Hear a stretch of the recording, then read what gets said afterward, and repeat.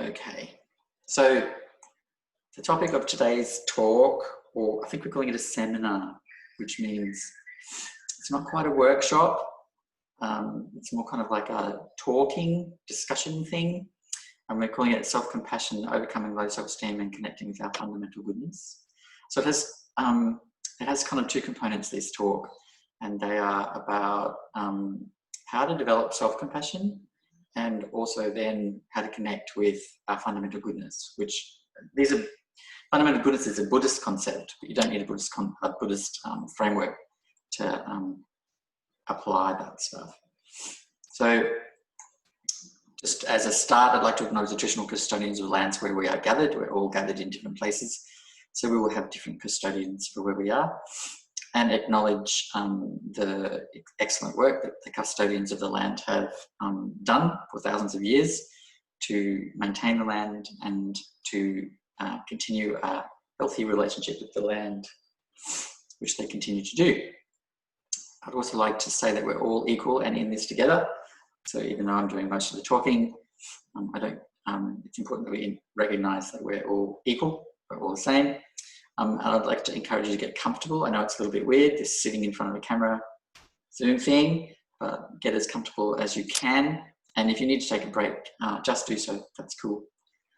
You don't need to ask for permission. We're not in high school or primary school. So just a little bit about me to start with. Okay, Colorado saying hi. Just to start with, I'm the Associate Chaplain at the University of Southern Queensland's Multi-Faith Service. Buddhist Chaplain. I've been there a couple of years as Buddhist Chaplain. I'm also at USQ, a Senior Lecturer in Writing and Publishing. That's kind of like my day job. I've been a Buddhist practitioner for 4 decades. That's a picture of me. I don't look anything like that anymore. With one of my teachers, Kenshin Swan Gyatso, who is a Peo Nyingma Lama. And I was encouraged to teach by one of my teachers, Nakpa Kamalunda Rinpoche, in 2006. Although I have been encouraged to teach by a number of other lamas, I mainly, because my own heart lama, my teacher, has passed away in 1987, actually a long time ago.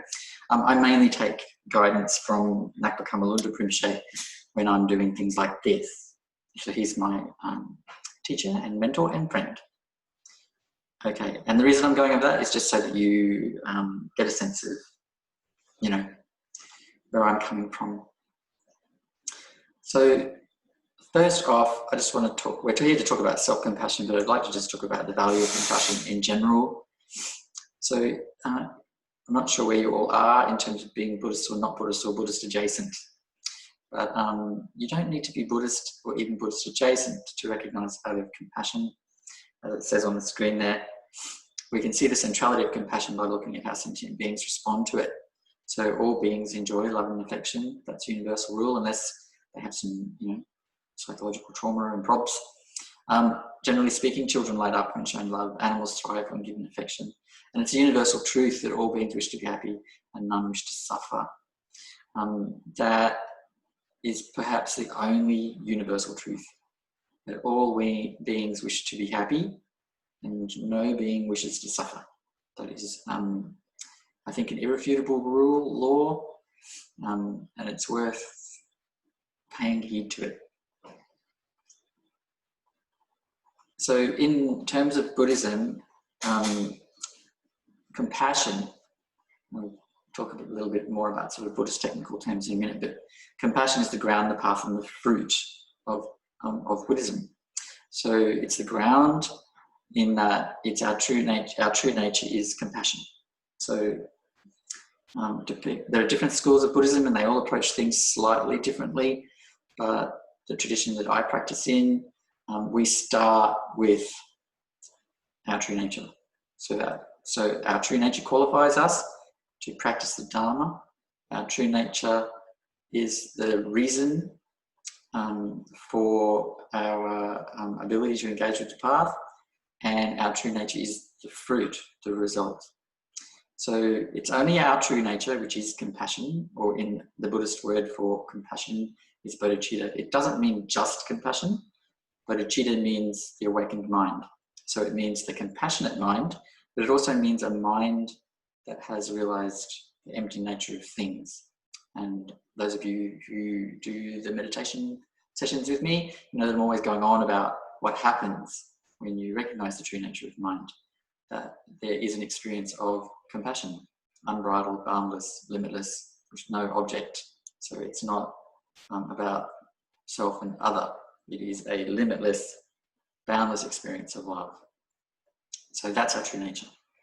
So, and that's the fruit. That's realization of the path. To abide in that true nature permanently is what we call enlightenment. Okay? So obviously, because it's the ground, it's our true nature, and because it's the fruit, abiding in our true nature is what we call enlightenment. It becomes a major component of Buddhist practice. By engaging in acts of compassion and loving kindness, we connect directly with our true nature. So even though when we're in a state of, you know, thinking about ourselves, identifying with the dualistic mind, you know, the thinking mind, and our emotions, which are not our true nature, but are kind of like a, you know, secondary part of us, we may feel like we are acting out compassion or something, or we're doing a good deed or something. But even though that might be happening, that we're sort of acting it out, we're sort of like doing it because we think it's the right thing, we're still connecting with our true nature, because the dualistic mind that makes us think that we're acting it out is kind of irrelevant. And on the ultimate level, like when you look, if the dualistic mind is not there, on the ultimate level, all that's happening is kindness. You know, all that's happening is compassion. So it really doesn't matter how we feel about our acts of kindness. On the ultimate level, it is our true nature engaging with the world. So when we directly connect with our true nature, that reduces our own suffering and confusion. Obviously, suffering and confusion are a part of the ordinary mind. They're not a part of our ultimate nature, our compassionate nature.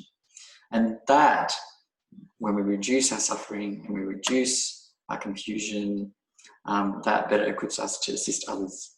And again, those who come to the meditation thing, you know, when we start, we always set our intention.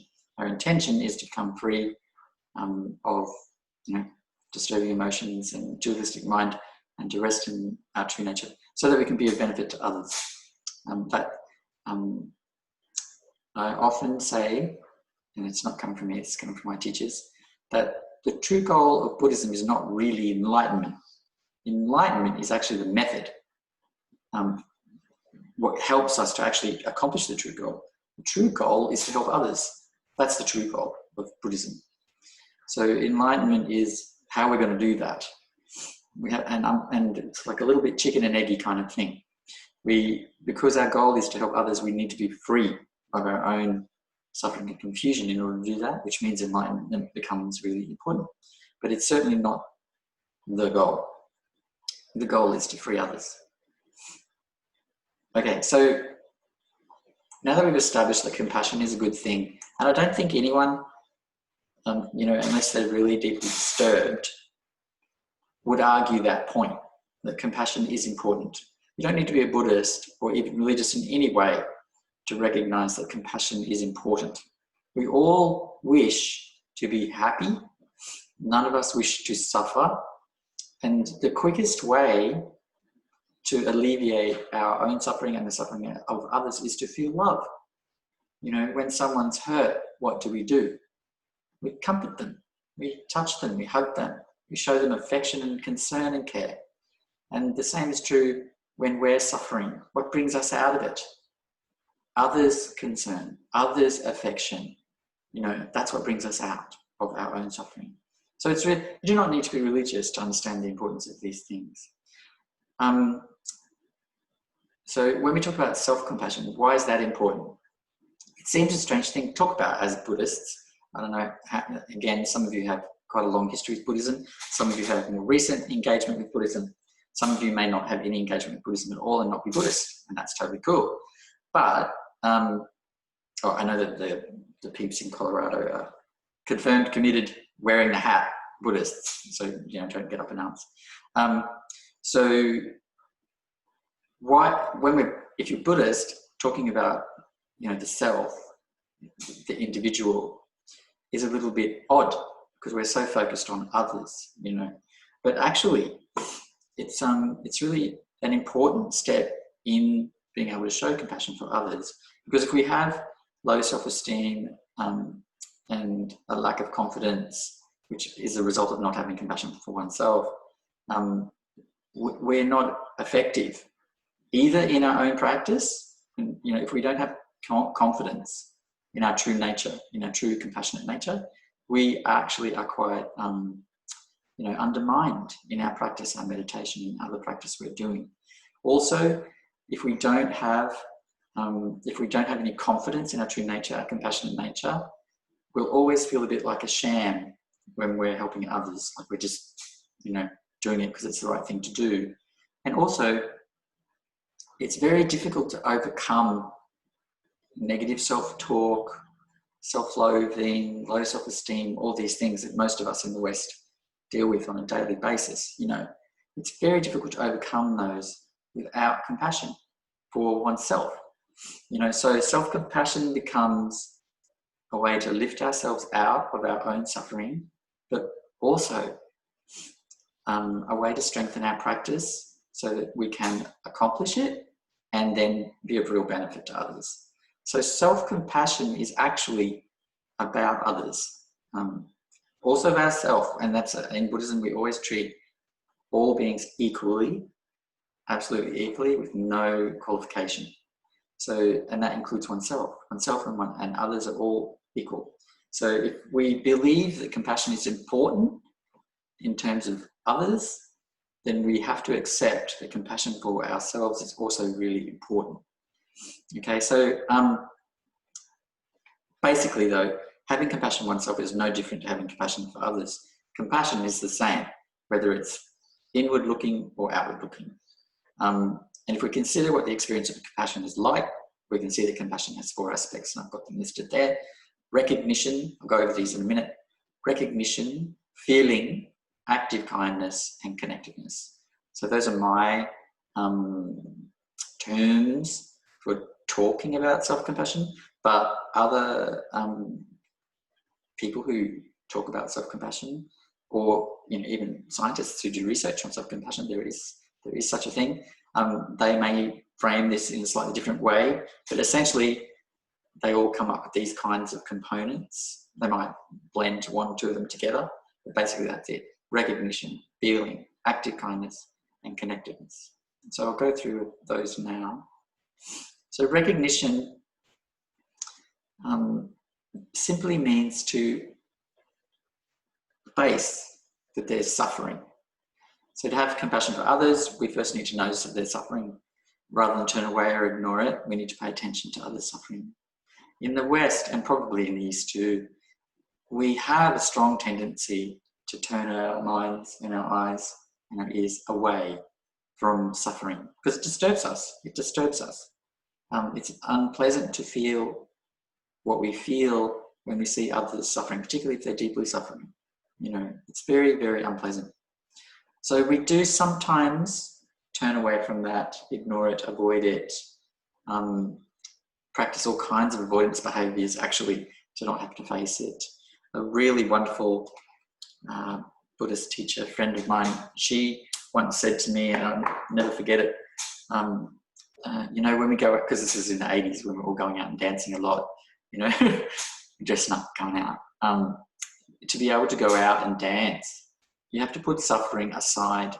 You have to put it out of your mind, because who could go out and dance if they were actually facing what was really happening in the world? And it really shook me as both true, but also opened my eyes to something else that actually, which is not something that she said, but we talked about it later. Joy and love, which you feel when you dance, is actually an antidote to suffering as well. You know, it is an antidote.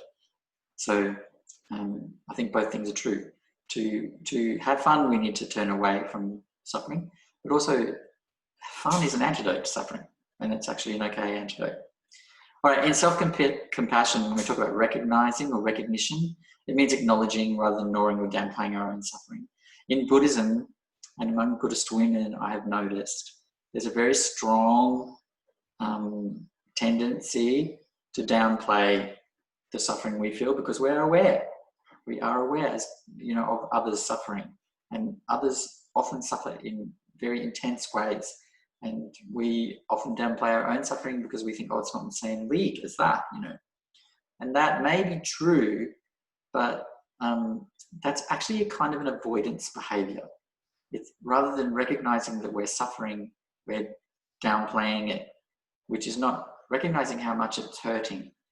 It's really important to understand how we're hurting, you know, because if you immediately go into a process of ignoring it, downplaying it, you know, belittling it in the face of others' suffering, that's an avoidance behavior, and we're not really feeling what we're feeling. We're not really feeling our own suffering. So step one to having compassion for oneself is a little uncomfortable. It requires us to look, pay attention, see how we're feeling, and then we move on from there into our strategies for dealing with it. So I'll just say here, there are different schools of Buddhism, as I've mentioned before. Some schools talk about cutting a thing off, which is, you know, we can call that kind of renunciation. So in those sorts of schools of thought, dealing with one's own suffering would often involve cutting off the thing that's causing suffering. Then there's another school of Buddhist thought that talks about transforming.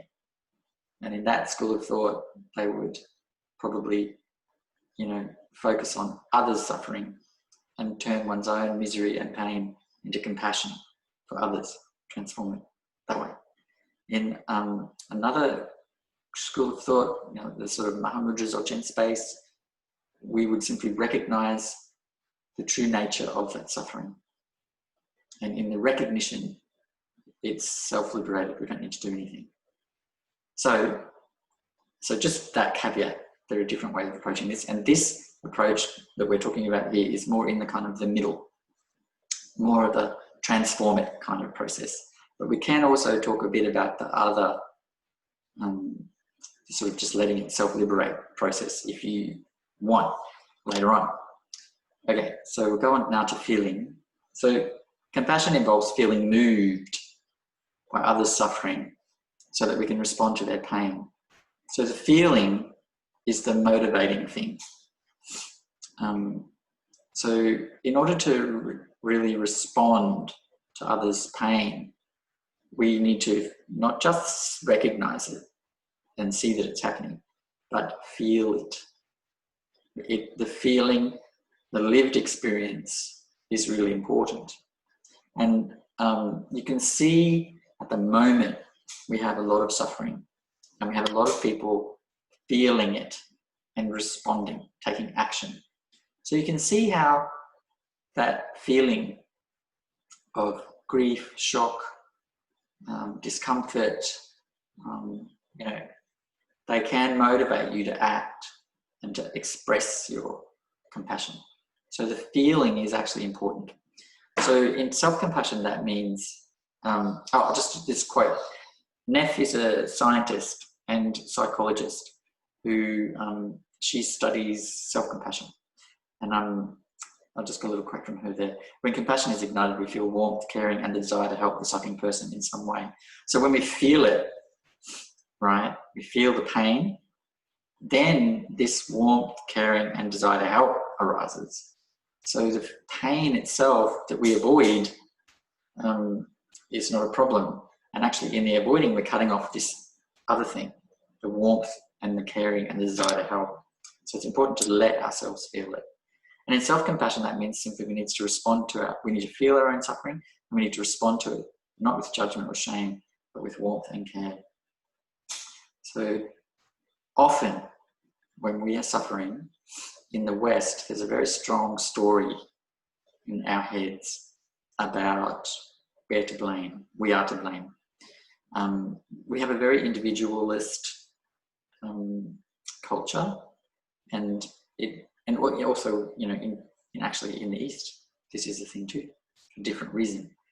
But in the West, there are these narratives that we tell ourselves, these stories we tell ourselves that, you know, that we've inherited from others usually, about how any kind of mistake we make, any failing of ours, any suffering we're experiencing is our own fault. So that's a very Western idea. In the East, there's a similar, equally poisonous idea, which is that the suffering of others is the result of their karma, and that kind of can cut off compassion. So neither of those things are very helpful. What is helpful is to understand that, as the Buddha taught, no negative can be overcome with another negative. Only a positive can overcome a negative. So the famous quote from the Buddha is that only through love can anger be dissolved, or only through love can anger be defeated, however that's translated, Not through anger can anger be resolved, only through love can anger be resolved, is often how it's translated. So and I would suggest, perhaps a little brazenly, that actually compassion or love is the answer to everything, actually, to all disturbing emotions, not just anger. So what does it mean to respond to our own suffering, not with judgment or shame, but with warmth and care? So that sort of brings us on to the next one. So the first thing, there's a couple of steps to this. Number one, we need to be mindful of the narratives we're telling ourselves, the stories we're telling ourselves about, oh, this is our fault. It's my fault. This has happened. It's my fault that I fell over. It's my fault. This happened. It's my fault. We need to really get over that blame game and understand that the world and the mind and our bodies are complex, and a lot of what occurs is totally out of our control. We have some control over how we respond, but we have not very little control over what happens. Even in terms of our current thinking patterns, they are triggered by our experience, our environment, our histories. Sometimes the thoughts we're having have such an ancient origin. If you know anything about epigenetics, anxiety can be inherited from our grandparents. So often we have stories going on in our head that are quite ancient in origin, that not at all ours, and we can't beat ourselves up for those stories being there, but we do need to respond so that we can cut them off. So that's step number one. Stop engaging, stop feeding, stop resting in, stop playing in negative self-talk, and the way to stop that is to be aware what it is. So whenever you feel bad about yourself or about something, it's a good idea to sort of sit or stop and just pay a little attention. What words, what feelings are going on? What are you saying to yourself about this situation? I was chatting to someone the other day about their ongoing struggle with something, and the kind of stories that they were telling themselves were really quite devastating. I was very upset to hear them, that someone would, not that I'm free of negative self-talk, but that someone would have really vicious, I would even define them as hateful self-talk. Really upset me.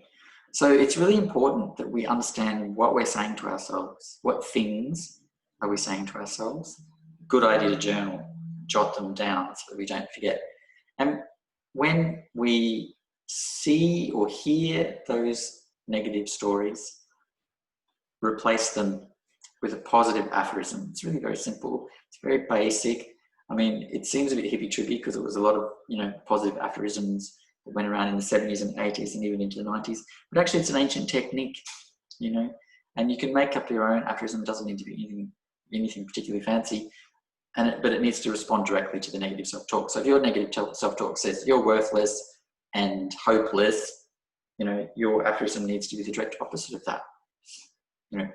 As I am valuable and worthy.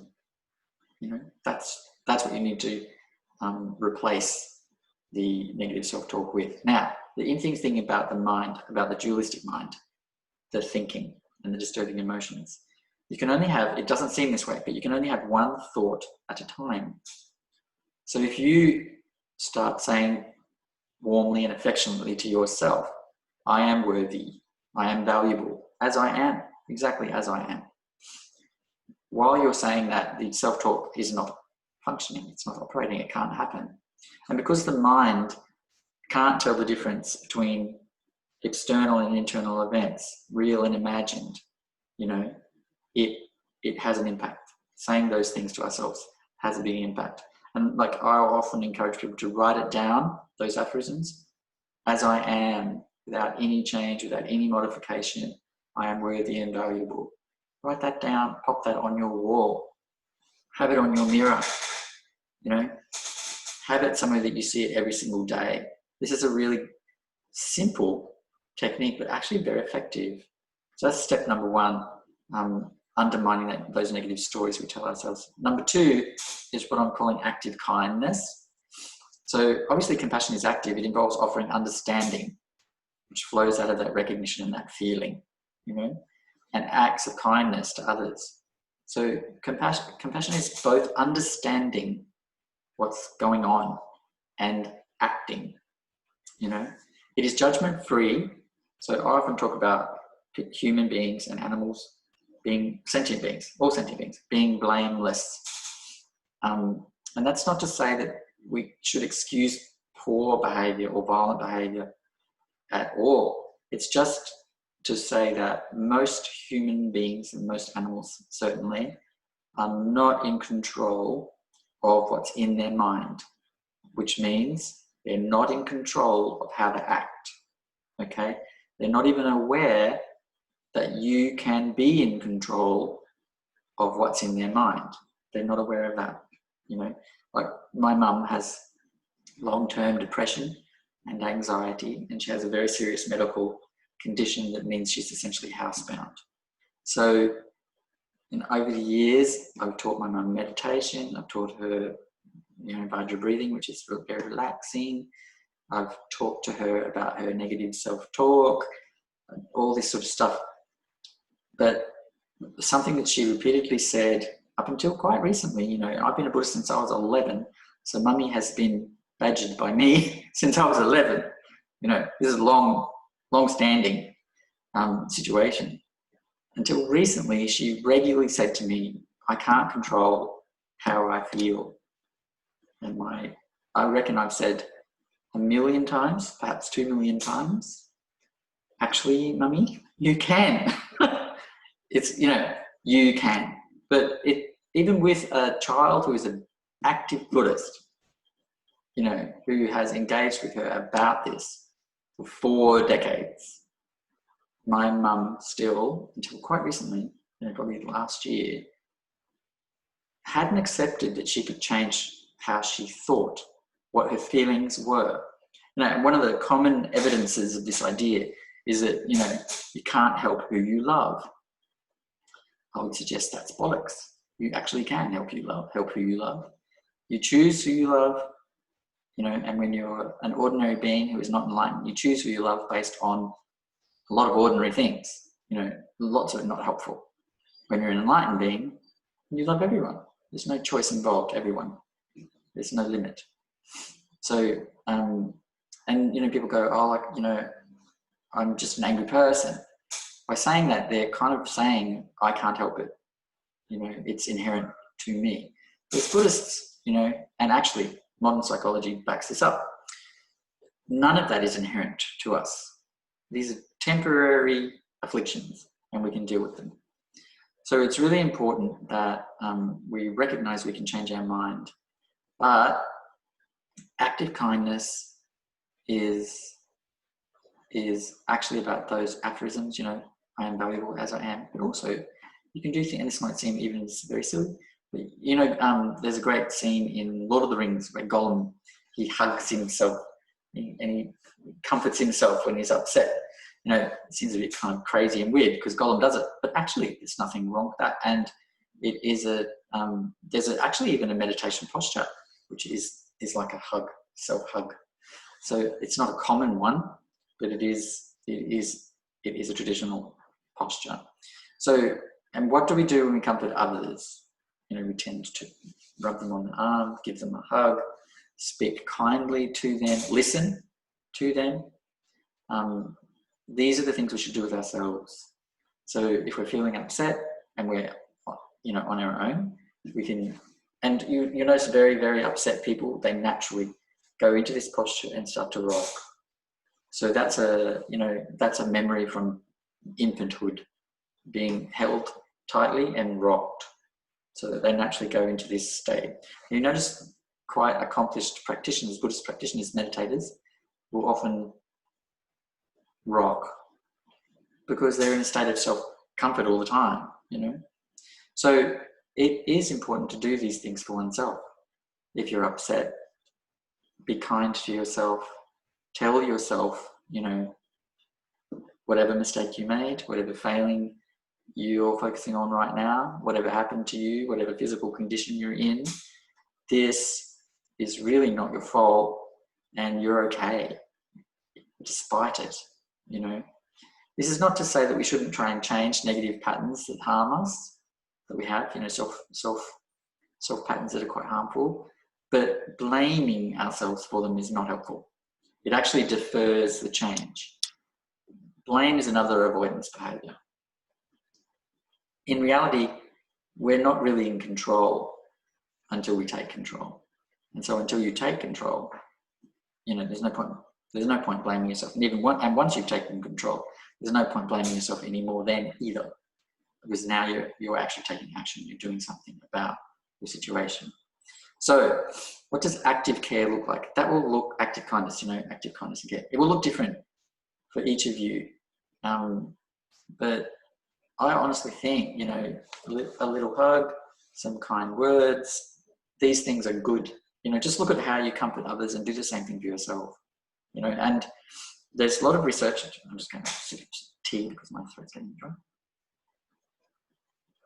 A lot of research shows that, you know, hugging oneself firmly, just rubbing oneself, you know how we do when we have a sore body part, you rub it, you know, these things release oxytocin. So when someone gives us a hug, we release oxytocin. Oxytocin enables compassion. It unblocks what blocks compassion. It isn't producing compassion. It's just unblocking what is blocking your natural compassion. So when someone hugs us, we have oxytocin. When pat our pets, you know, cuddle our pets, oxytocin is released. When we do kind things for others, oxytocin is released and it unblocks that natural compassion. The same is true when we hug ourselves, when we rub ourselves, when we comfort ourselves, oxytocin is released. So this is, you know, scientific evidence that taking care of oneself works, that there's a reason to do it, and you shouldn't feel silly about it. Obviously, if you're on the bus or you're in a shopping centre, probably not a good idea to cuddle oneself and go, oh, there, you know, this is probably not going to look good. But you can certainly do it in private and just in your mind when you're out in public, if you're starting to feel like you've embarrassed yourself or something.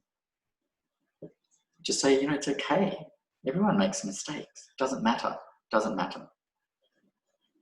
So that active kindness is really important. Often when we talk about compassion, the active component, the acts of kindness, is completely external. It's completely about others. You know, there's nothing wrong with that.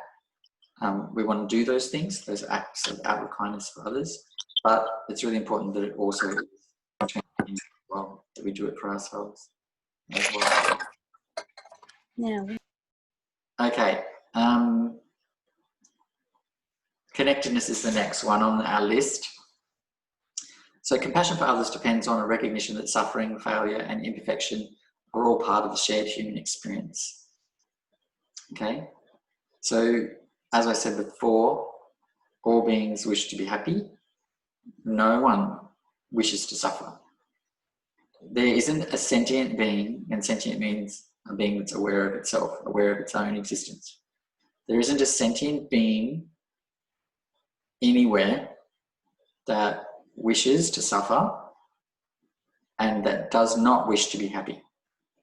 All beings wish to be happy or content. You can use whatever word you want. You know, content, at ease, relaxed, whatever word you want is fine there. And they don't want to suffer. They don't want to have pain. They don't want to be in danger. They don't want to be in a state of profound mental anguish. They don't want to be depressed. They don't want to be anxious. They don't want to hate themselves. They don't want to have no confidence. All sentient beings wish to be free of that. Okay? Everyone. So, this means every single sentient being is worthy of our compassion. Every single sentient being, no matter what. No matter what they've done, no matter how they appear, every single sentient being is worthy of our compassion. Of course, this includes us, ourselves, right? And what this does, recognizing that all beings are in states of suffering and that none of them wish to be in those states, and that all beings wish to be happy, you know, to feel love. Often in my nightly prayers, I say, you know, as a Buddhist, we're not praying to anyone in particular. We're just kind of like making affirmations, making statements, deepening our commitment to things, you know. And I often say it in my nightly prayers, may all beings feel love, because this is so important. They need to feel it. They need to feel loved. It's really crucial. And we also need to feel that. We need to feel loved. It's really, really important. And the really amazing thing is when we chase love outside ourselves, through our partners, our children, our parents, our friends, we actually make ourselves quite vulnerable to loss. You know, can't avoid loss, part of human existence. But when we foster love for ourselves, there's no risk that we will lose that. So it becomes an anchor. You know, if we feel compassion for ourselves equally to all sentient beings, then we become very anchored and grounded, you know. And if you think about how you feel when you love others, it's a nice feeling, isn't it? You know, I mean, I'm not talking about that grasping, clingy experience. I'm talking about when you love a pet who's in your care, or a child who's in your care. You know, you're not getting anything from them. You're just caring for them and loving them. That's a beautiful feeling. It makes you happy. It makes you smile. You feel warm, you know. You can have that all the time, because if you have love for yourself, that's where you'll be. That's where you will live. Living in love permanently, you know. I mean, that's an indescribable thing, and that's the antidote to our suffering, you know. So, and one of the things that happens when we recognize that all beings are suffering like us, it helps us to recognize that though our suffering is equal, we shouldn't belittle it. We shouldn't say, oh, it's no big deal because everyone else is suffering. It actually connects us to all sentient beings. We have a shared experience. We have this shared experience of pain, you know. We have this shared experience of love also, but we do have this shared experience of pain, suffering, loss, grief, loneliness, sadness, anxiety. We share this with all sentient beings. And that helps us to not isolate ourselves when we're suffering. So often there's a tendency when we suffer to think, I'm the only one experiencing this, I'm alone. When we're in states of depression in particular, we can feel completely separated and cut off from others and all alone and dealing with this on my own, and no one else will understand. You know, and there's a reason why depression is called a mental illness, because that idea, I'm alone, I'm the only one dealing with this, no one else is dealing with this, you know, that is complete distortion. The reality is everyone knows to a degree what that is. Of course, clinical depression is a much more severe version than the kind of passing situational depression that most of us feel sometimes. So there is a difference there. But we all do have a sense what it is to feel like that we can empathize. And the fact that other beings suffer and that we're certainly not unique in this and we're certainly not alone in this can help us to feel connected to others. It connects us to others rather than cuts us off and isolates us. So this is really important when we're dealing with, self-loathing, self-hatred, low self-esteem. It's really important to remember I'm connected to all sentient beings in that we all have the same experience. It's not, there's a tendency, I suppose, if you have a very negative worldview to make that a belittling kind of thing.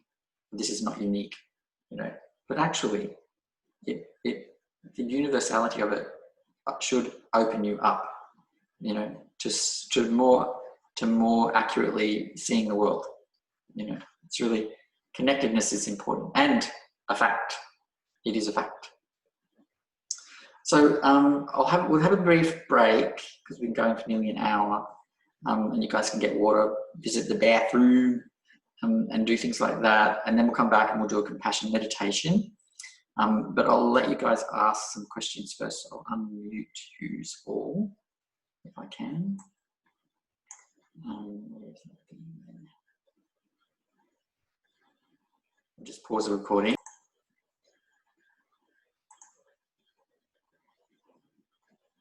Okay, I think you guys can all unmute yourselves actually, according to this setup. Yep. Anyone have a question? I have a couple actually. And is that Peter? Yes. Go for it, Peter. Always me. Go for it. So when my grandfather was able to communicate, he's in a vegetative state. He has dementia, so he's in a home. But I asked him why, he got angry at something. I asked him why he just doesn't give up on being angry when he can't do whatever it was about it. And he said something along the lines of, it keeps me alive. So I'm assuming the anger keeps him alive. What do you say to people like that? It is true that people in desperate states and in very deep suffering, often the thing that keeps them going is clinging to their most familiar mind state. I'm not making any judgment about your grandfather, but No, not at all. yeah, but people often cling to their most familiar mind state, or if they're in a very desperate situation, a new mind state will emerge, and they desperately cling to that. So, often when people become very physically ill, depression is just around the corner. You don't have to be very seriously ill for long before depression arises. And then people often will, almost take refuge in the depression because it's a way for them to validate their experience. It's a way for them also, it's a thing to communicate about their experience. They see it as a valid, authentic, reflection of what they're going through. It's important not to try and dissuade people from doing that because they need to feel what they're feeling. They're free to express what they are feeling, and if they're really, really angry about the situation, it's not helpful to try and tell them to bottle it up or to ask them not to express it. However, you can listen, and often when people are heard, really, really heard, the state they're in softens. When we're in relationship with others, when we're in communication with others, even if we start out really angry, if we are really being listened to and we are listening, those states tend to soften. So what I would do if it were me, I would listen, and then at the right time, not necessarily when they're ranting in a state of anger or sobbing in grief or depression, that in those times it's best probably just to listen. But in a quieter moment, in a more kind of neutral, even moment, I would suggest to them that love is equally powerful and that they could live through that. It would be, and what I often say to my mum, I hate to be using my poor mum as constant example, but she's very depressed, she's housebound, she's very, very ill, she's very, very frail. I often say to her, well, you can dwell in the depression and the sadness, or you could dwell in love and affection, and I often just say, do you enjoy feeling sad? The answer is always no. And I said, well, you could choose to feel love, to feel compassion, and it took time, but I think it works. I think my mum's uniquely stubborn. But I think other people, definitely, I know people who have very serious medical conditions who had very legitimate and authentic reasons to feel angry, upset, depressed, anxious, But when they started to really focus on love and affection and tenderness and the connectedness, deep suffering is not something only one person experiences. Deep suffering, unfortunately, is a universal. So when they start to do that, connect with the idea that, others are suffering also, and also connect with the love and affection that they feel for others, and the love and affection they would like to feel themselves, it starts to shift. And that's what I've noticed, even with people very, very ill, So rather than say something, I might just listen, and then down the track, when things are more even, you could suggest that love is also a very intense state that would help you to live. Yeah, I think. But the other thing is, you need to live in love yourself, or in compassion yourself, before others will listen to you. I think I found when I was young, when I first became a Buddhist when I was 11, I was a real ardent little bugger. Constantly, almost like a militant Buddhist. And I don't think anyone listened to me then. I don't think anyone listened to me at all. It's not until I actually started to, really kind of practice, and it started to change me, that people started to listen. So I think, I know I repeat myself all the time about this, but I think always change starts here in our own heart, and then people can hear us, and people can be changed, not necessarily by anything we say, but by our own presence.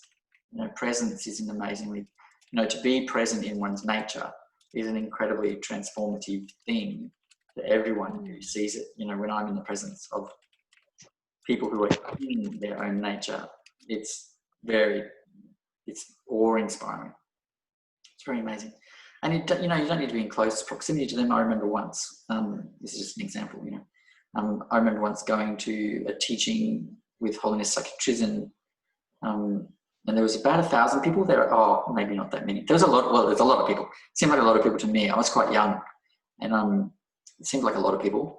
But his presence, his compassionate presence, really was evident and felt. It was a felt experience. And I remember I was sitting way at the back, because I always sit at the back. I was sitting way at the back with a friend who has since passed away, sadly. But and we turned to each other at one point and just looked at each other and went, "Can you feel that?" And not only she said yes, but everyone around us, like there was a group of people that went, "Yes, we can feel it." It was really kind of amazing. And he's not the only person I've experienced that with, but I'm using him as an example because there was a lot of people there, a lot of people. And you think that love or compassion is a fragile thing, but actually it's not. It's powerful. It's really quite powerful when you're in the presence of someone who's really there. I mean, I don't know if it comes across in videos and stuff, because you can see videos of Holiness Psychiatrism, and I don't know if it comes across, but in his presence it was felt. It was very felt. What's your second question? So what is the difference between the Western concept of love and the Eastern concept of love? Now, before you answer that, for example, I get told a lot, and not by my partner, but by my family, that I should, I don't love myself because I don't dye my hair, I don't get my nails done, I don't do all the sort of Western-y crappy things. Well, not crappy, but the Western styled external love type stuff. Yeah. Well, look, the difference is not profound.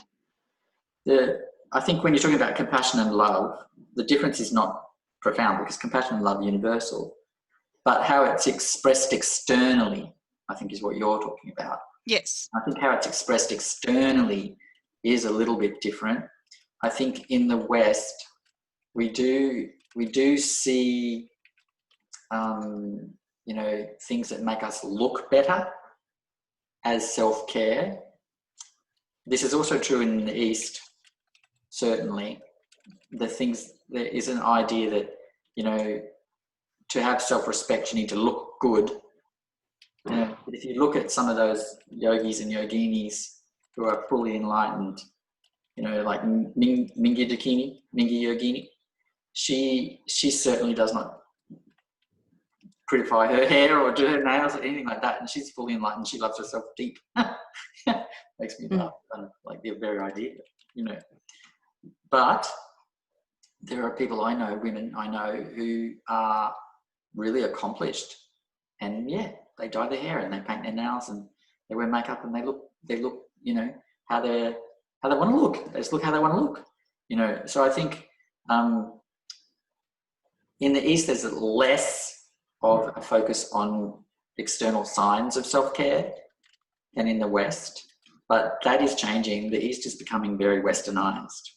So, but if you look traditionally, if you look at women like Mingi Yogini or Shukset Khandro, who is she's an extraordinary female practitioner who established Shukset Nunnery, which we have a bit of a connection to. These women did not have any concern about their external appearance. But then women like Machik Ladron did. Like, they were described as beautiful, and so they did have some sense of, play with that. So that's what I think. I think enlightened beings can be pretty. No reason why not. It's just what they want to do, But likewise, a lot of enlightened beings choose not to do that on the external level. I don't think it really matters. And my response to that kind of thing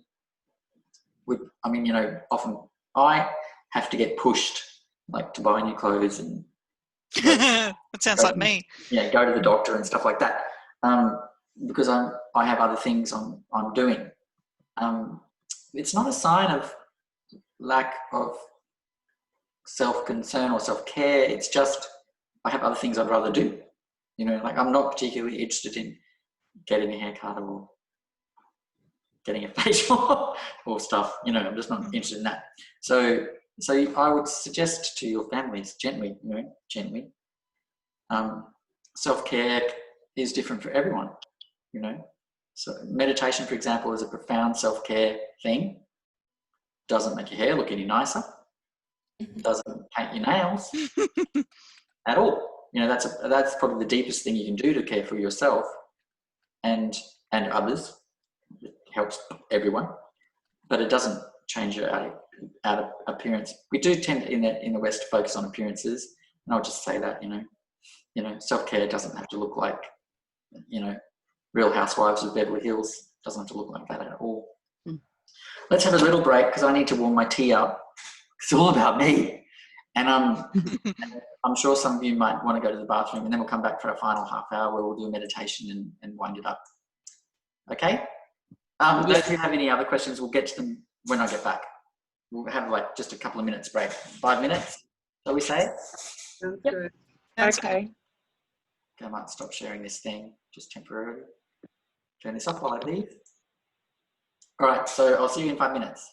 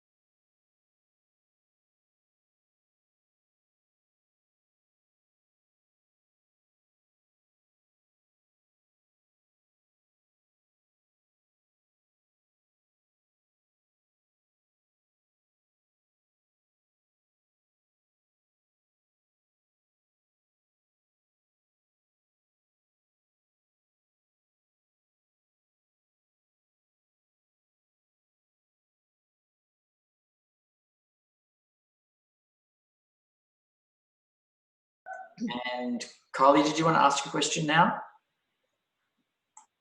Yep.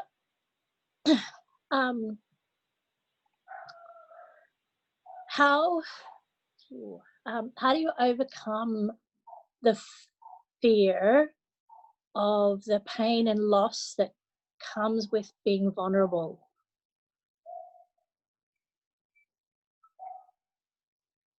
Oh, you're muted. I can't hear you. Sorry, that's a really good question. It's a really good question, and it's what we're going to do next. So, a perfectly timed question. The short answer is, it's a bit weird while I'm talking, I can see myself. It's like looking in a mirror, so I'll look at it that way. The short answer is when you rest in compassion, and you should recognize that phrase from our meditation. Yeah. What I mean when I say rest, you know. Yeah. So when you rest in compassion, no other feeling is possible. So it's important not to avoid pain, because it's an experience that is universal, and that in the avoiding of it, we make it worse. But we shouldn't wallow in pain, and we shouldn't become traumatized by pain. And the way to address that, those two things, like, you know, not wallowing in it and not being traumatized by it, is this is the other thing. You don't go looking for suffering. Like, you don't go on the internet, who's suffering most today, and look and watch, and, you know, you don't do that. I'm not saying actively look for pain and suffering in the world. What I'm saying is, when it presents to you in your life, you know, don't look away, don't avoid it, don't belittle it. But, you know, traditionally, when you're practicing Dharma, practicing Buddhism, one of the important things to do is to separate yourself from the larger world, so that what's coming in, you know, is less, so that you can concentrate on your meditation, you can rest in compassion until you're stable in it, because everything's a practice. At first we'll be unstable in it, and then as we, you know, in time, we become more and more stable in it. So the point, a very traditional approach at first is to step back a little, not completely step back, not, you know, ignore what's going on if it's right in your face, but to actually reduce the amount of both, you know, attachment chatter, the things that we like and that make us feel, you know, happy and inspired and stuff, like, not to chase that, but also not to, you know, sort of sink into the misery of the world. Like, that's important. So traditionally, like, you know, as a practitioner, you would cut yourself off from most things, in fact, for a significant period of time until you were stable. We don't have the luxury of that, and I call it a luxury for a reason. It is a luxury to have solitude, to have peace, to separate oneself for a time in order to do your practice. You know, it's a profound luxury. You know, I don't understand why we don't, like, crave it more. It should be taxed. It's such a profound thing, a beautiful thing. But anyway, so what we can do in the West is just reduce the amount of negativity that's coming into our world. So in that sense, you know, we don't watch the news in this. We're aware of what's going on because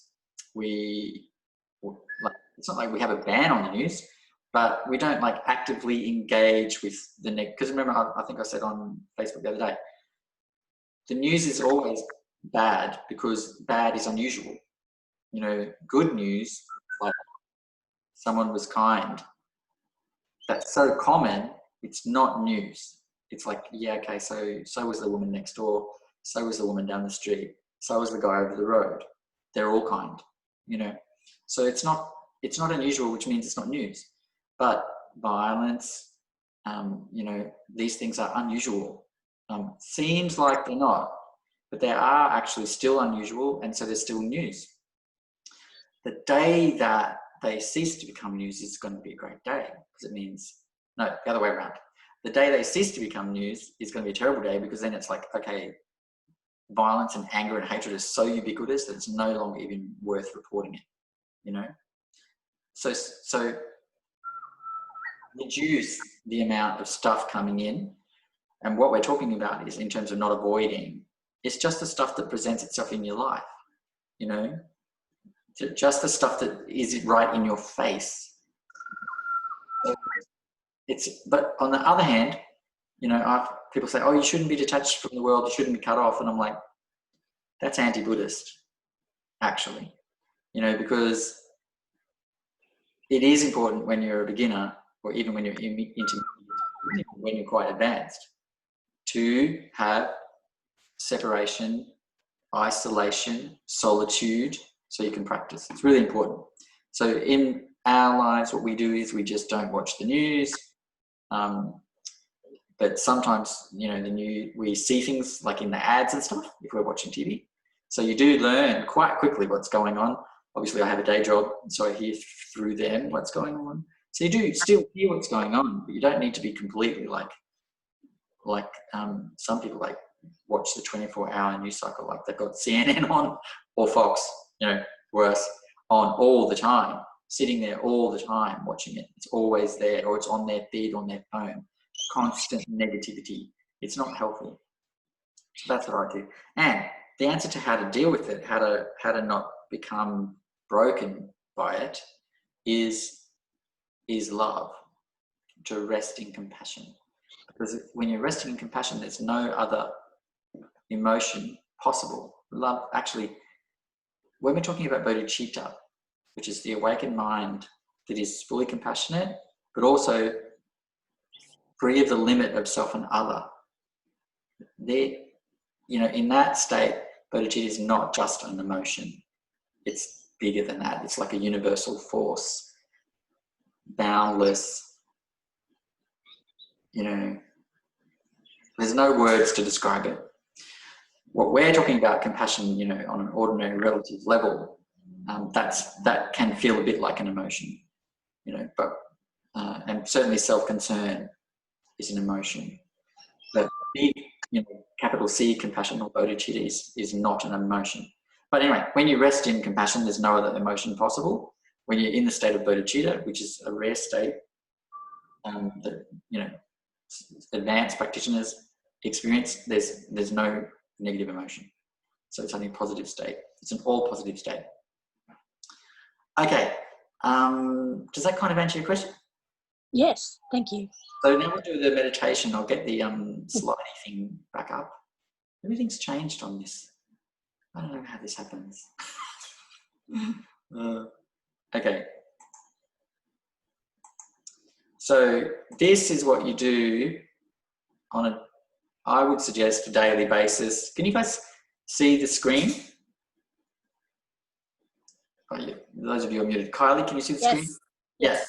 Is there a black bar covering up the compassion meditation, or is it not covered up? No, we can see it. Yeah, well, so I can see it. just for me that happens. Okay, so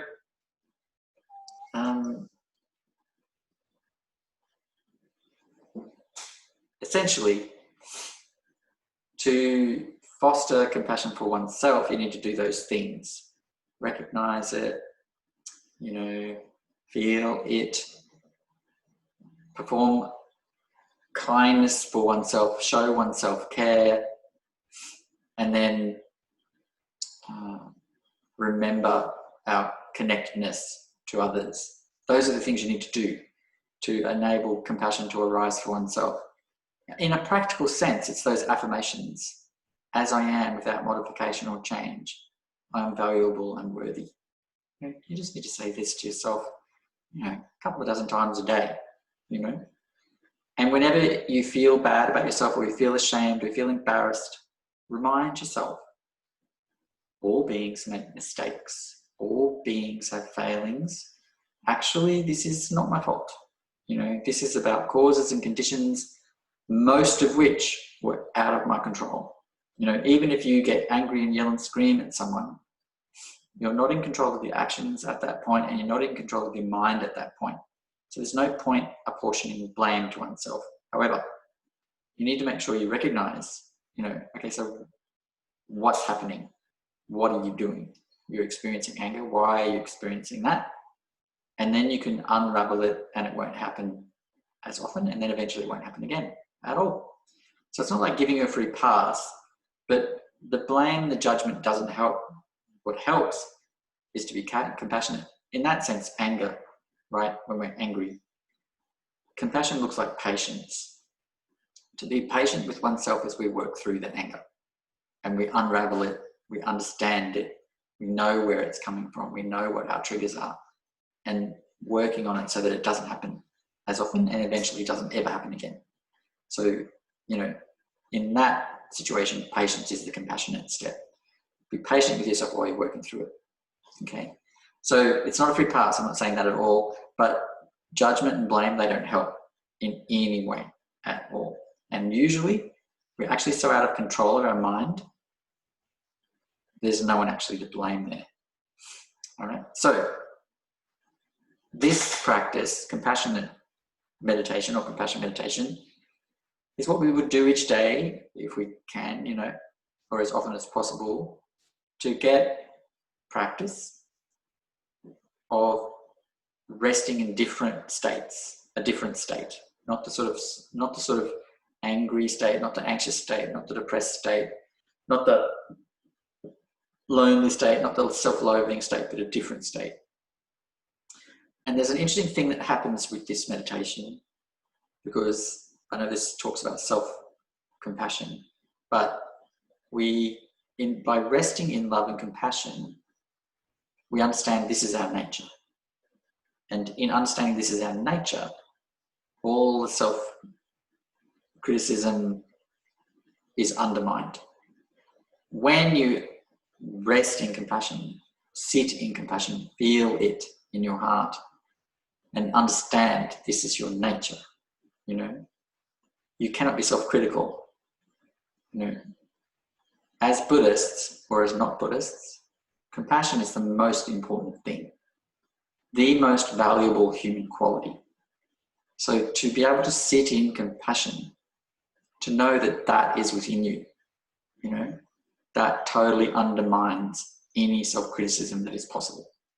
There's no way you can be self-critical when you know I can sit in love and compassion anytime I want, and that's my nature. You know, there's no way you can be self-critical when you understand that that's your nature. So it's a bit of a devious trick to sit in compassion, because you have to use external means to connect with an internal reality. That's what meditation is, using an external method to connect with an internal reality. The internal reality is our limitless compassion, but we're going to use an external trick to be able to connect with it and then sit with it, right? So what we do is we think of someone or some animal that we really, really love. And I always say it's best that that person or animal is a being that we have an uncomplicated love relationship with. Like, you know, they haven't hurt us. You know, they don't talk back to us daily. Might be hard to find someone like that. But just find someone you really love, and even if it is a little bit complicated, you just zero in on the love component of that relationship. So just think about, and if you want, you can be more general and just think about, you know, all the people you love, all the animals you love. So you bring to mind the person you love or the animal you love. You just see them clearly in your mind. So we adopt the meditation posture if we want, or we can just sit in a chair, or we can just be lying down in bed, or lying down in the park looking up at the sky, or with our eyes closed. Doesn't matter. We can be in the bath. Doesn't matter where you are really. But if you want to, you can adopt a meditation posture, which is basically, you know, back more or less straight, neck in a kind of comfortable position, shoulders dropped, relaxed, palms down on our knees, or folded over each other in our lap. And we just bring to mind the person we love unconditionally,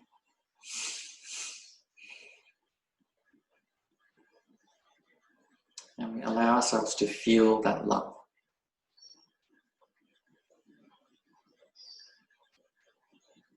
You will begin to feel a sensation, either in the stomach or in the chest, or both. You need to place your attention gently on that sensation and on the feeling of love, the sense of it, what it is to love someone.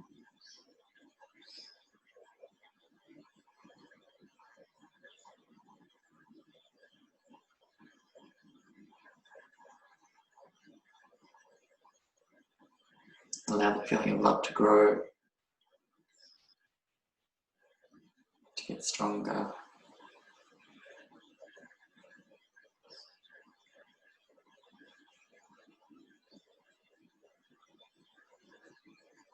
If thoughts come, let them come, but just let them go again. And just return gently to that feeling of love.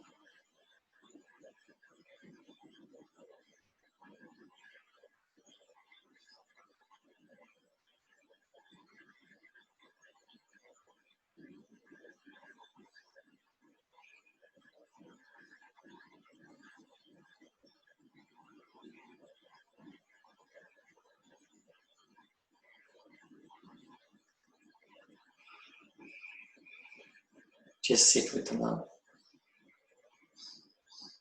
Allow yourself to feel it.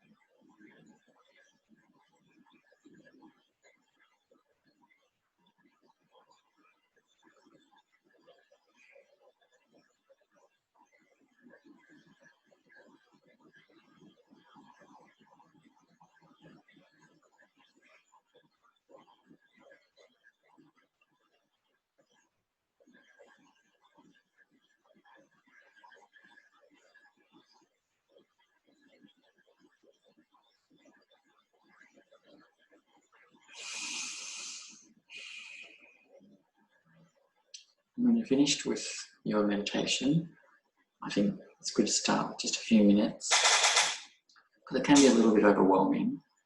So we start with a few minutes, 5 minutes or something, and then we build slowly to 5 minutes, to 10 minutes, 15 minutes, and then however long we can do it. With no rules. There's no point applying rules to it. Then when we finish, we do what we always do, which is we dedicate the merit. This is a Buddhist idea, but it's essentially, if you're not Buddhist or if you're not religious at all, it's just making a kind of an affirmation about what's important. So the traditional, not the traditional, but the dedication that we use here is by this effort, may all beings abide in the bliss of the great perfection.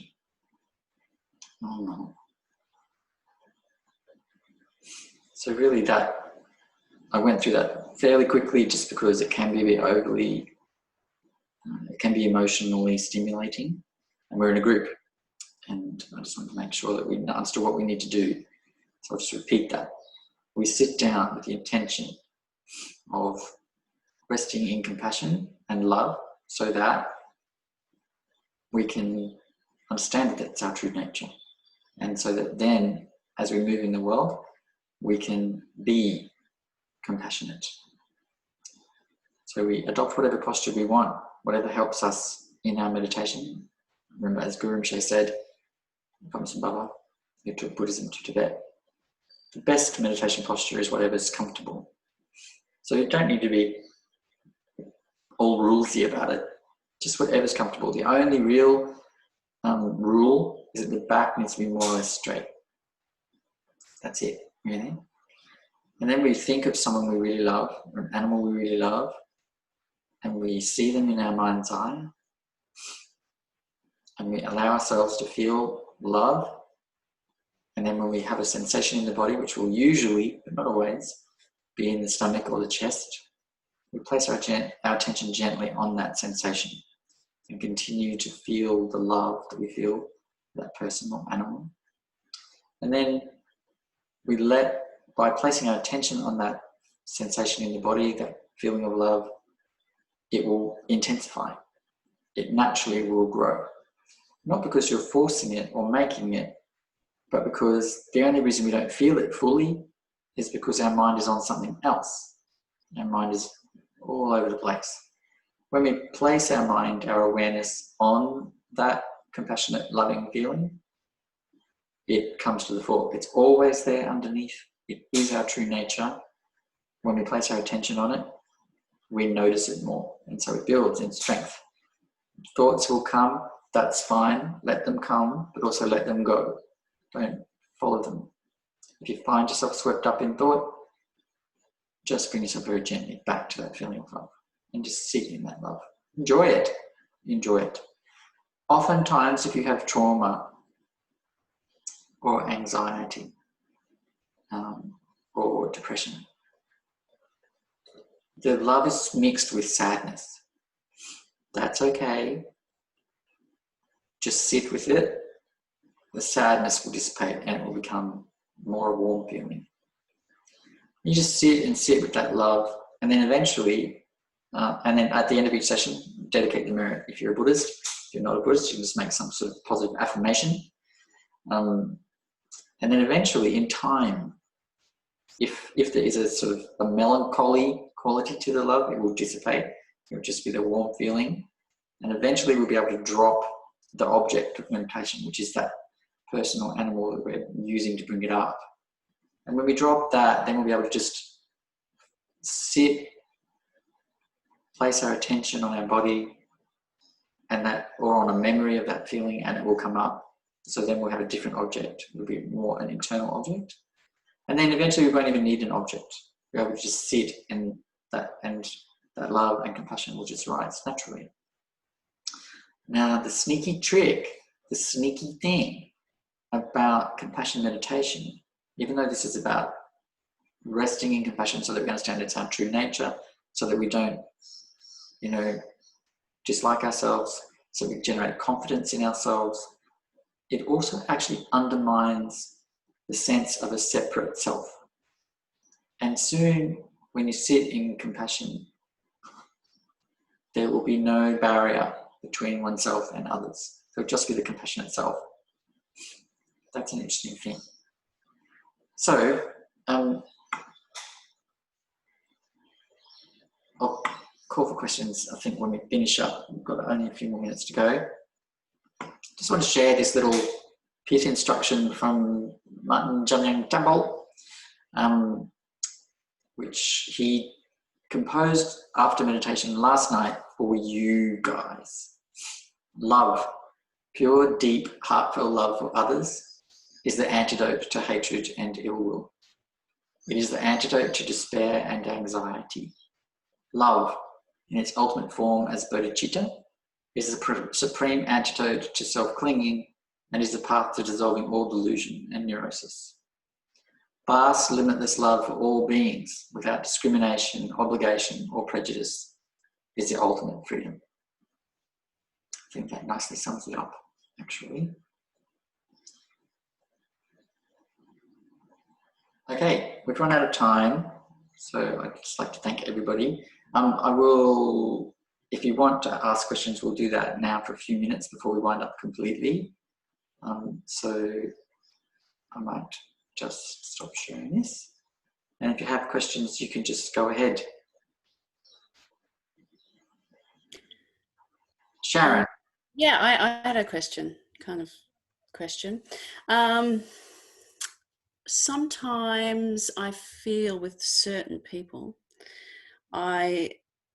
it's like there's boundaries around the compassion. It's particularly around sort of people from my family of origin, where I've had a sort of tumultuous relationship with in the past. And I feel like I can sit with them and listen and be non-judgmental and all those wonderful things and be sort of compassionate towards their suffering, but it feels like their suffering is so much and so often, and they want to sort of drag you into the suffering all the time, and it's very tiring. And so I'm just trying to figure out where's that balance for me, and I'm sure that a lot of people have similar experiences. I can't hear you, Dallas. Sorry, I muted myself in case there was background noise. So, okay, so what you're describing is completely normal. It's not to belittle it at all. One thing about not believing. It's a very common thing, particularly when a little detour. So in the social work and counselling professions, there is a phenomenon called burnout, and often they call it compassion burnout, where usually within a decade, often much quicker than that, like 2 to 3 years, social workers and counsellors, they hit a point where they find that they can no longer feel compassion for people suffering. And that's because they have not done what we in Buddhism do, which is we learn to sit in love and compassion. So what you're describing is normal, and it is important to not get drawn in to, like, often people want us to wallow with them. So you have to establish boundaries. Boundaries are important. And that's why, remember when I was talking before, often traditionally practitioners, even very advanced ones, would withdraw regularly and do their practice in isolation and in solitude. This is the reason for this, is because we do, until we're cooked, able to rest in compassion naturally, and it's unlimited. It has no, because relative compassion has objects. So that means you have compassion for that person. It's still based on self and other. There's a self here, there's an other there, I have compassion for them. True compassion, or bodhicitta, has no object, which means it's ever present. It requires no trigger. It requires no thing to be there. It's always there. So until you get to that point where compassion and love are ever present, you're always abiding in your own nature. You need to have boundaries. You need to withdraw to do your practice, because that self-care is ultimately for others' benefit. So I think I might disagree with you a little bit that you're saying that they have boundaries. Your compassion has boundaries, or it's not the compassion that has a boundary. It's actually that for your own relative well-being, there needs to be a boundary.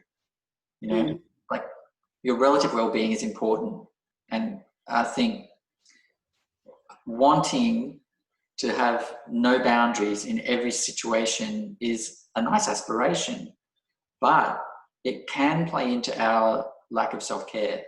So part of developing compassion oneself is to recognize that when you're feeling drawn in, when you're feeling that your equilibrium is endangered, that's when you know that you still need to have practice separately. You know what I mean? So you need to sit down, quiet time. And you don't need to fight that feeling of boundary. You don't need to fight that at all. It's not a problem. That's what I'm trying to say. It's not a problem, and it's not a failing. It's normal. So, and it's normal because we have a dualistic mind, and our compassion currently relies on an object. It needs someone outside. So what's the answer? Don't worry about it. Just sit down, rest in compassion in your quiet time when you can, And eventually, you know, it will work its magic, and you will find it's a thing that happens. I mean, I'm in no way saying I've accomplished this, but I think that I remember quite clearly moments in my life where people who, you know, people have caused me trauma. I remember quite distinctly the moments, you know, when I went from feeling like there was still something negative there to just feeling compassion. Mm. And you notice it in the moment because the absence of that thing with that in that relationship is quite striking. And I remember often, it's happened a few times with me, you know, because I had a bit of a traumatic childhood. But there are a couple of very strong moments when I remembered really seeing the person for the first time. My trauma was gone around, the trigger for the trauma was gone around then. And all I felt was compassion for them. And then it was interesting that because that stickiness, that boundary was gone, and I hadn't done anything, you know, because I've been taught, you step back, you practice in your own space, you don't worry about, you know, you're trying to be kind, you try to be good, blah, blah, blah. I mean, not blah, blah, blah. That's really important. You try to be kind, you try to be good, but really the real practice is what you do sitting on your own, you know, and then you'll be able to apply it out in the real world, you know, and you do apply it in the real world as you're growing, you know, as you're doing, you know, but there's a moment where you realize that your sit down practice has actually transformed you. You don't notice it at the time. You don't notice when you're sitting down, but I remember it's very stark when this, you know, the relationship I'm talking about, this one particular one, it was very hurtful, violent, and not good. And you know, I remembered that being gone. I noticed that being gone, and it's a striking moment when in front of you now is not the person who hurt you, but just a person who's vulnerable and broken, actually, and out of control of their mind and their behavior, and just feeling compassion and, you know, nothing else. Other stuff was all gone. And then somehow he felt it, you know, he felt that the nature of our relationship had changed, and he started to laugh, and I started to laugh, because for the first time I really saw him as he was, without all my own stuff, you know, which he'd contributed to significantly. For the first time I really saw him, and for the first time he's felt seen, and he started to laugh and I started to laugh. It was a very strong moment, you know. And then it's happened a few times where I've had sticky, difficult, traumatic kind of relationships with people, and then not by working on the relationship, you know, but just being kind and respectful and all those things that are important, but also doing my own practice and sitting down. And then some, you know, random, it seems random, but it's not. It's because you're doing your practice. Then in this moment, there's a, you know, it's not really a breakthrough because it had already happened. It's in the past. You just hadn't noticed it. You know, then something happens and you recognize, oh, my inability to relate to you as you are is gone. Now I'm able to relate to you as you are, really are, you know. All your foibles are still there, but I'm seeing you as you really are, not just seeing the foibles. It's an interesting thing. And I'm not saying anyway that, you know, I'm an accomplished person or that this is how I relate to all sentient beings. Some sentient beings piss me off. And I'm like, I need to get away from you. You know? But in some relationships, I've noticed that my practice has done that for me. And I think it's actually kind of, you know, freed me of a lot of stuff. So I think, and, you know, I didn't set out to transform those relationships. That wasn't my goal. My goal was bigger. It was all sentient beings, you know, because often people who are, you know, traumatized and hurt when they're little, it's a bit hard to work through those relationships. They're very, very toxic. And so the bigger goal of all sentient beings is something, even though some people might go, oh, that's massive. For someone with trauma, it's actually a more doable thing to sit with, because it's like a little bit more abstract. That then it starts to really impact our ordinary lives. Have I answered your question? Deborah's leaving. Bye, Deborah. Very nice to meet you. Yes, you have. I think it sounds like it's something I'm working towards, but I think sometimes it gets a little difficult in the sort of short term before you actually get to that point of being able to have that space and that compassion. It's just well, you know, there's nothing wrong with withdrawing. I've mentioned this to you before. There's nothing wrong with withdrawing from relationships that are really unhealthy. In fact, it's healthy. So if they're really, really unhealthy and it's very painful, or even not very painful, if it's a bit painful, this is the thing. There's all this pressure put on us to be perfect. And that itself is this critical, judgmental thing. So in many of our relationships, we will not be perfect. In fact, in all of them. And in some of them, retaining them, staying in them is detrimental. You know, we're staying in them because we want to do the right thing, but actually it's detrimental. So, and I think for Buddhists in particular, or Buddhist adjacent people, or people committed to compassion, whatever you want to call it, the knowledge that you're doing your meditation and that you're doing compassion meditation, you know, as well, and actually both ordinary meditation and compassion meditation will both lead you there, one or the other. It's good to mix these things up just to maintain, you know, our enthusiasm for practice. The fact that you're doing that, that's your them. And it seems like a kind of like, oh, that's like, you know, they need grocery shopping, they need someone to talk to, da-da-da. Okay, some things you can do for them, but the biggest thing you can do for them is become free yourself so that you can then guide them out.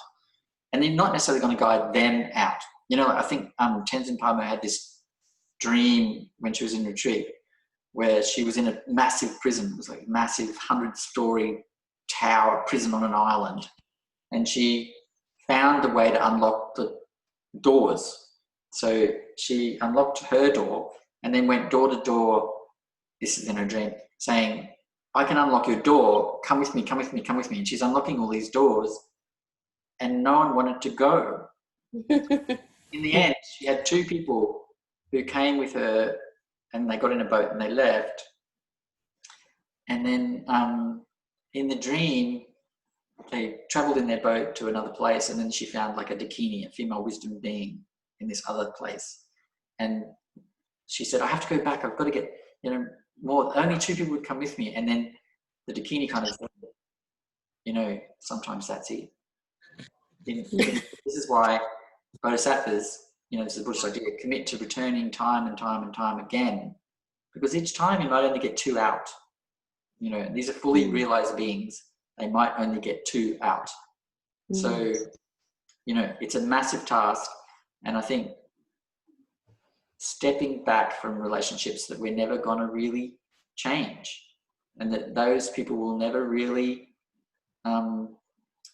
benefit from our activity there, you know, we can step out. But you need to know, am I benefiting them really?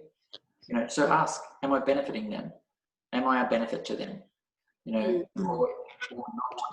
And we don't have to be a benefit to everybody at all, because we're sitting, we're doing the long-term work, you know, and in the short term, we can donate to good causes, we can protest, we can help out with, you know, wildlife support groups, we can do things. I think it's important to pick a cause or 2 and just stick with that, because there's so much we could do. We get very kind of like, you know, it's like, what am I going to do? Like, oh, there's this thing and I'll go to that, and there's this thing, I'll go to that now. And actually that practice suffers. So I often think, you know, pick a cause and stick with it and do stuff for them, with them. And usually, you know, you'll feel which cause really, really makes you feel passionate, you know, and that you enjoy doing it rather than it's like a labor, a chore because you think you need to be a good person. You know, does that make sense? Like my thing is animals.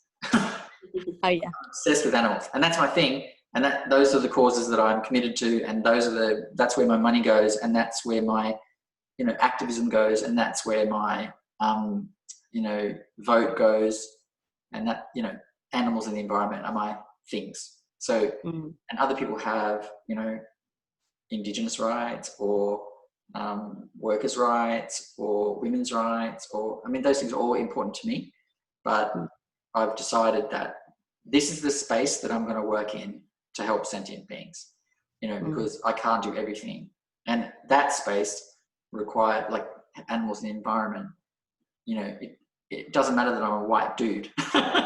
You know, I don't want to be taking up space in other spaces, you know. Peter McCullough, I think you had a question. Yeah, just more on that too, and I guess Sharon's original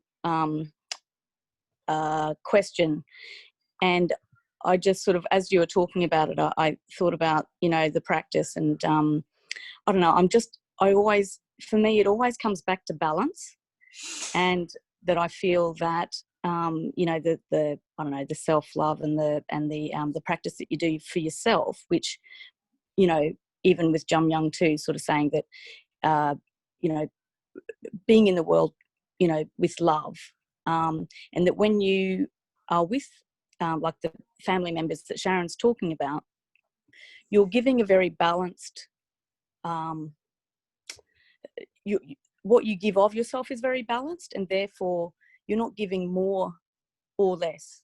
It's just a balanced, you know, you're listening to them, you're not getting dragged into their narrative, and that is good for them too, like, because they are getting you and everything in balance. They're not dragging you down, you're not feeling dragged down, and they are also getting a benefit of what you were there for, to help them, because you were doing it in a balanced way. Does that make sense? Yeah, which is why I suggested that Sharon not worry about it, because Sharon is doing everything she can, and there's no more, you know, there's no more we need to do. No. So sometimes we sit, for example, like, I mean, I'm putting words in Sharon's mouth and thoughts in Sharon's head here, but sometimes when we're in those situations and we're listening and we're trying to be kind, or we are actually being kind, and we're doing everything we can, and they don't move or respond or change or acknowledge it, you know, we think, oh, there's something more I need to do. There's a limit here. Actually, that's not your limit. It's their limit. You're listening, you're being kind, you're being compassionate, you're doing what you can, and no one should ever be expected to do more than they can in our current state of not enlightened, you know? So we can't do more in our current state of not enlightened. So, but Sharon was feeling, which is the Bodhisattva aspiration. She was wanting to help more. Yes. That's beautiful that you want to help more, but thinking the reason you can't is because of you, that's not right. No. Most of the time. I mean, if you walk into a situation and someone says something, you immediately start yelling at them and going, "You dickhead!" You know, Americans are all because they don't swear as much as we do. You know, oh, you blah blah blah, you blah. Listen to me. You know, if that's what we're doing, then we're not talking. But listening, being kind, being compassionate, you know, that is helping. It's just that their response to that is still mired in their own dualistic self-clinging, to use Buddhist terminology. You know, the thing about self-clinging, it makes us deaf, dumb, and blind. No offense to people who are deaf or blind or mute.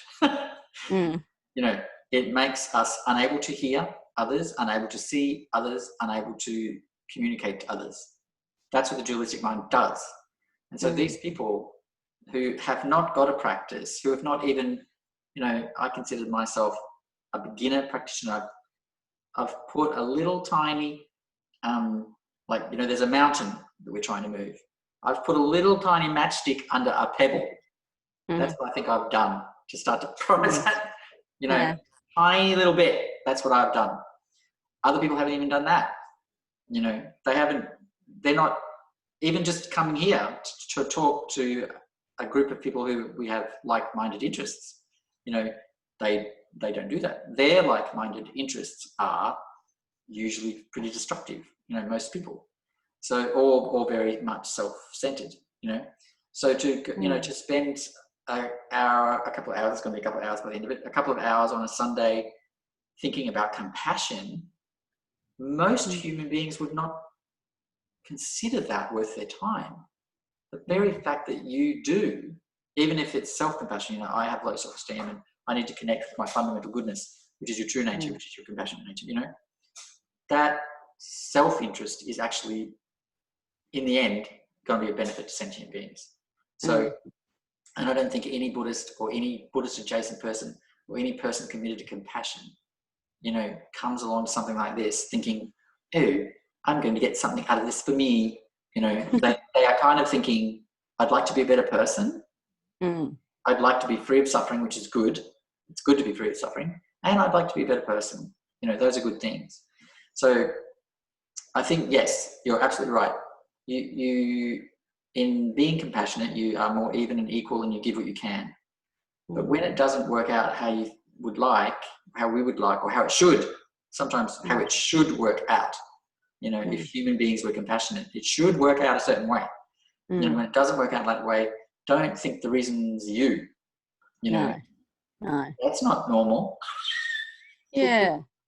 I was just sorry to sort of take over another question. You haven't taken over at all. Go ahead. I was just thinking about that whole, you know, when you're in that depressive state and that withdrawal, and you sort of, you know, there is a lack of, you know, sort of reaching out and connecting to people. You sort of tend to just go down into a place where you're just sitting there alone.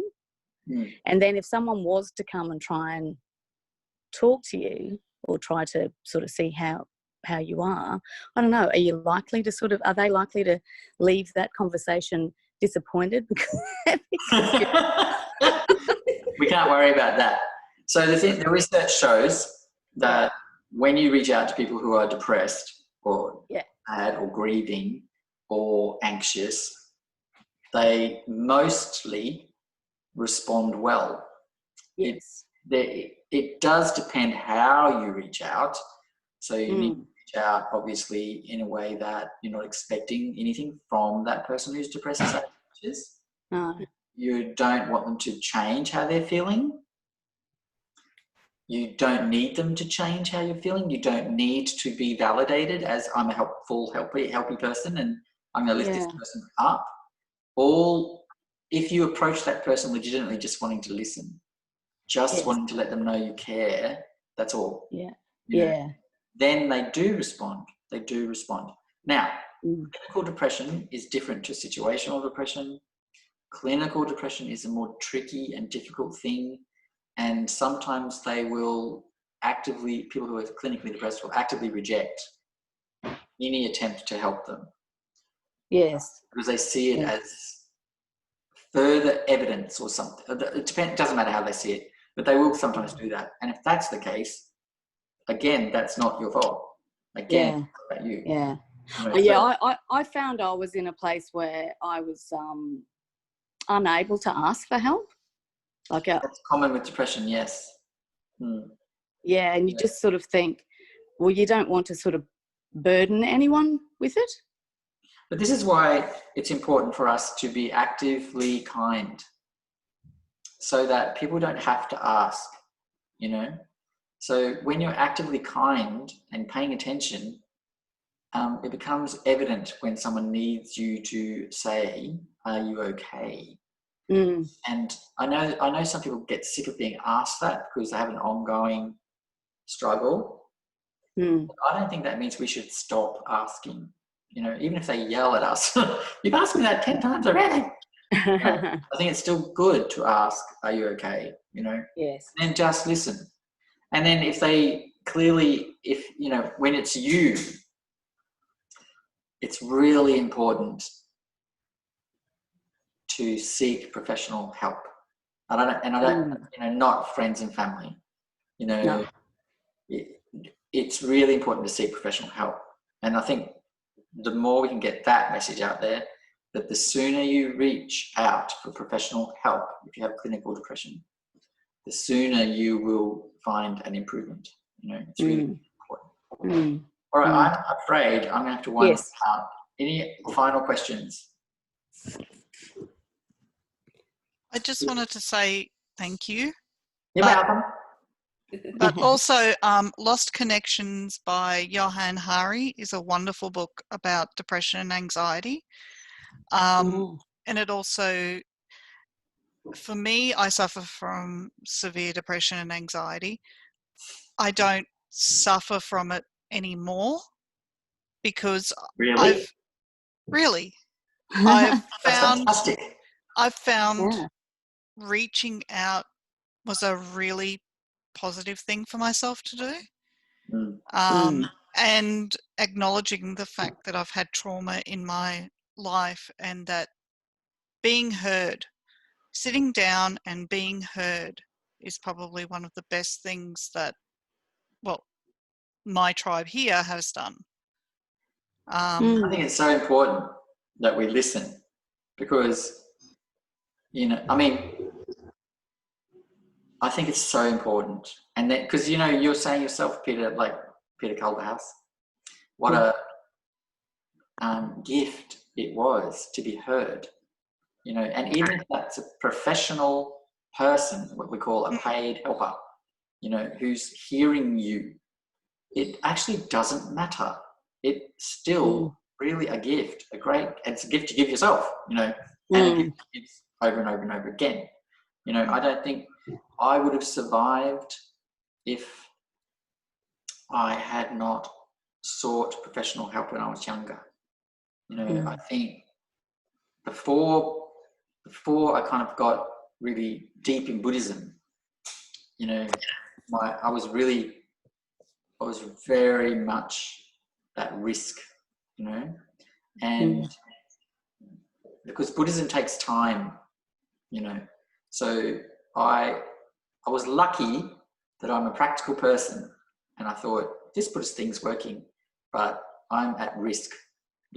I need another strategy on top, or aside or with, and that's why I reached out and I went to counsellors and stuff, and very, very, very, very helpful. And the thing is, for me, it got me through that extra sort of, and in a traditional setting, in a traditional Buddhist setting, you'd also have that. You'd also have someone to talk to. You'd also have someone who listened to you, who was kind of like a quasi-counselor, in this model of Buddhism that we have now, there isn't that. But in a traditional setting, there would be that. And they even had a name for it. I can't remember what it was. But there was a person who did that, played that role, for every single. So I did that proactively, and I think everyone should. I think it's really important. Because Buddhism is a long-term, not really super long-term. I am not a great, I am not in any way a great practitioner or, a serious scholar, or I'm not, I wouldn't get a gold star.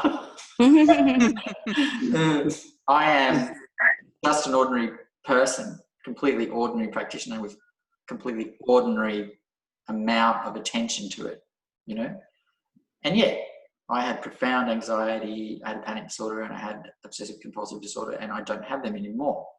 And it wasn't therapy that did that, it was Buddhism that did that. So it takes time, but it's not as long as you think. Like you think, oh, this is a lifelong thing. No, when I actually turned Buddhism on those things, it was fairly rapid. Not exactly rapid, but it was fairly quick. And everyone's different. And I know people who've got profound anxiety and depression and stuff like that, and they're finding it loosening up, but it is taking longer than it took me, So everyone's different. but I think you can definitely get some benefit. But the first and most important thing is put yourself in a situation where you're going to be heard. That's really important. And listen to yourself. That was my one thing that I had to teach myself, was to listen to me. Yeah, to recognize. Yeah, how you're suffering and what's going on. Yeah. Yeah, for sure. Indeed. Anyway, I just wanted to add that. So yeah, no, that's really good. helpful. I like that. Thank you. I think something that's really interesting about this group in particular is that in some other Dharma groups, there's sort of the fact that everyone's in the same boat is a little bit hidden, or they don't openly talk about it. The thing I really like about this group is that everyone's quite happy to talk about where they're actually at. You know, as Pema Düddul often says, you have to start where you are. You know, and so sometimes you go to Dharma things, and the focus is not on how you yourself, as you actually are right now, can get started or can get going or can deepen or can accomplish. You know, it's about, in general, how does it work? What I really like about this group is that we have this more individual, engaged approach. I think that's really good. I like it. Right. I unfortunately have with the Colorado group, I've got to do something else with them in about 10 minutes. All good. To wind this up. So thank you so much. And thanks to the Colorado group. Well, they're not replying. Maybe they've lost connection.